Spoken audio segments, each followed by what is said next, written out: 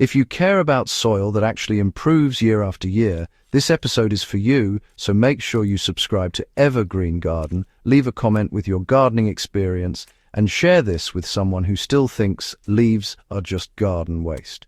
Leaf mold is one of the most misunderstood soil amendments out there, and most gardeners are either using it wrong or ignoring its real power entirely. Leaf mold is not compost, not mulch, and not fertilizer in the traditional sense. That confusion alone causes many gardeners to miss out on one of the most effective long-term soil builders available. Leaf mold is decomposed leaf material broken down primarily by fungi, not bacteria, and that distinction changes everything about how it works in soil. Why leaf mold behaves differently from compost is the key to understanding its power.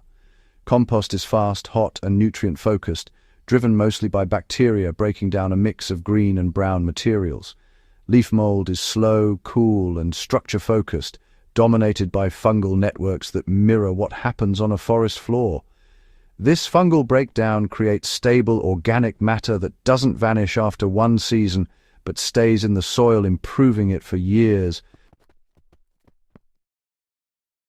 What makes leaf mold a soil supercharger is its effect on structure, water retention, and microbial balance rather than immediate nutrient release. A single inch of finished leaf mold worked into the top 6 inches of soil can increase water holding capacity by over 50% in sandy soils, while dramatically loosening heavy clay. That alone can mean fewer irrigation cycles, deeper root growth, and healthier plants during heat stress. How leaf mold transforms different soil types depends on how it's applied. In sandy soil, leaf mold acts like a sponge. Mixing leaf mold at a ratio of 1 part leaf mold to 3 parts, native sand creates a root zone that holds moisture without becoming waterlogged. Gardeners growing tomatoes, peppers, or leafy greens in sandy beds often see reduced wilting within weeks of application.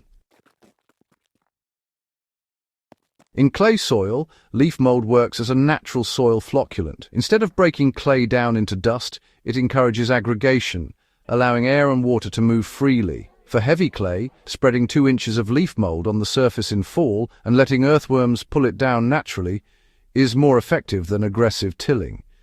After 1 year, clay that once cracked in summer begins to crumble instead.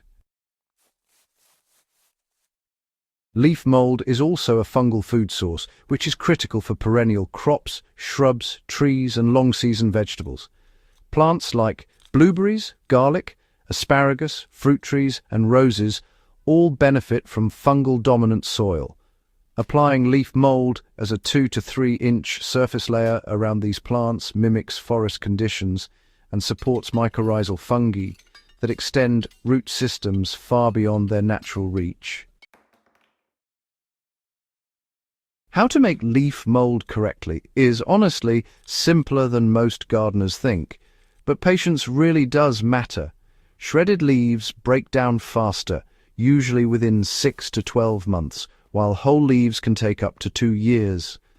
Piling leaves in a shaded area, keeping them slightly moist and leaving them undisturbed allows fungi to do their work. No turning, no nitrogen additives, and well, definitely no rushing the process. Finished leaf mold looks dark, crumbly, and smells like rich forest soil.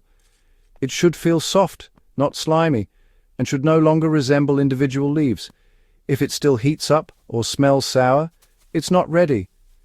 Using immature leaf mold won't harm plants, but it won't deliver the structural benefits that make it valuable. How leaf mold should be applied in real gardens depends on your goal. For vegetable beds, mixing 1 to 2 inches into the topsoil before planting improves seedling establishment and moisture consistency. For raised beds, replacing up to 30% of your existing mix with leaf mold refreshes tired soil without overfeeding plants.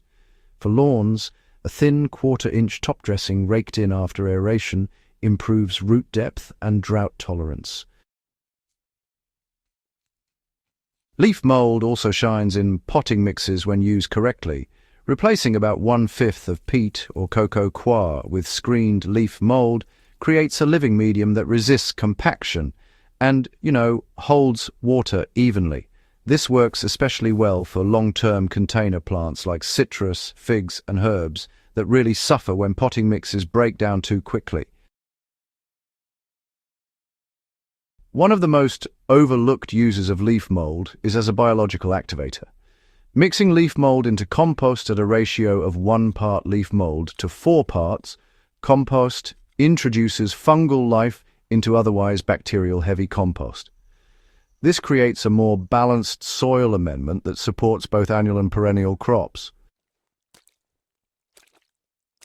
Leaf mold will not burn plants, will not cause nutrient spikes, and will not create dependency. It builds soil quietly, steadily, and permanently. Gardeners who apply leaf mold every year notice that weeds pull out more easily. Soil stays cooler in summer, warmer in winter, and plants recover faster from stress.